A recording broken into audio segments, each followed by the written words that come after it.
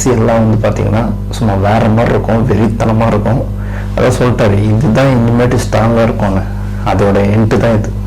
இனி வரப்போகிற சுற்றுப்பயணமும் சரி, இதுக்கு அடுத்து வரப்போகிற நாட்களும் சரி இன்னும் பயங்கரமாக இருக்க போகுது. ஒவ்வொன்றையும் பார்த்து பார்த்து செதுக்க போகிறாரு.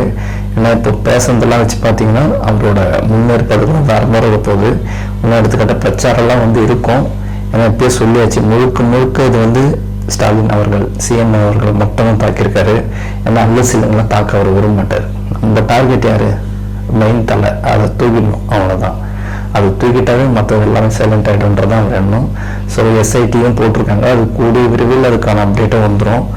ஸோ விஜயனோட ஸ்பீச்சுக்கு தான் எல்லாருமே வெயிட் பண்ணாங்க. அவர் பழைய மாதிரி நெஞ்சில் குடியிருக்கும் சொல்லி தான் ஸ்டார்ட் பண்ணது, ஒரு பூம்ஸாக இருந்துச்சு. ஸோ அந்த வைப்பு தான் வந்து இவ்வளோ நாள் ஒரு மாதம் மிஸ் பண்ணியிருந்தோம். ஸோ அந்த வைப்பை கொண்டு வந்து அவர் மூஞ்சில் அந்த சிரிப்பை பார்த்தோன்னு தான் எல்லாருக்குமே ஒரு ரிலாக்ஸ் இருந்தது.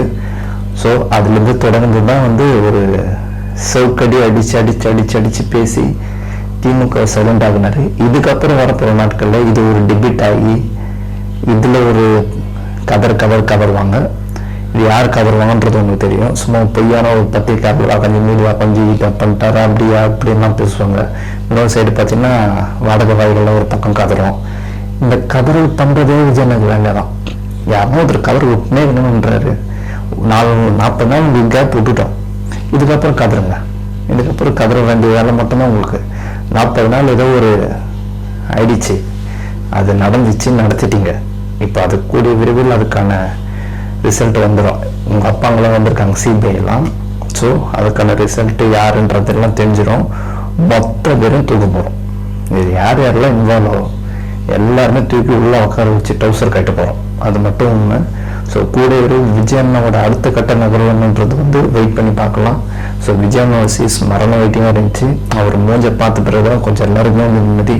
அவர் பழைய ஃபேஸ் வந்து அப்படியே கொஞ்சம் இருந்துச்சு, அப்படியே கண்ணெல்லாம் அப்படியே சிரித்த மாதிரியே ஸ்மைலு, என் நெஞ்சில் குடியிருக்கும் சொன்னது எல்லாமே வந்து ஒரு கூஸ் பம்ப்ஸாக இருந்துச்சு. அவர் பார்த்தாலே போகணும்னு இருந்துச்சு. கடைசியாக அவர் பேச்சு முடிச்சு எல்லாம் நிறைவாயிடுச்சு. இனி வரப்போகிற நாட்களில் இந்த அரசியல்ன்றது எப்படின்றத நீங்கள் பார்ப்பீங்க, நம்ம எல்லாருமே பார்ப்போம். மக்கள் துணையோட இந்த வெற்றியை காண்போம். விஜயன் லாஸ்ட்டாக சொன்ன மாதிரி தான், 2 நடுவு பேர் தான் போட்டியே, ஒன்று டிவிக்கு ஒன்று டிஎம்கே.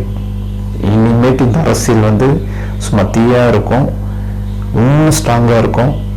அடுத்த கட்ட நகரில் இந்த வீழ்த்தவே முடியாது. இந்த படை எப்போ வரும்ன்றதை வந்து 27 உங்களை வீட்டுக்கு அனுப்புவோம். தமிழ்நாட்டு மக்கள் வணங்குகிறோம் சொல்லி நீங்கள் சீக்கிரம் அதை எழுதி வைப்பீங்கன்னு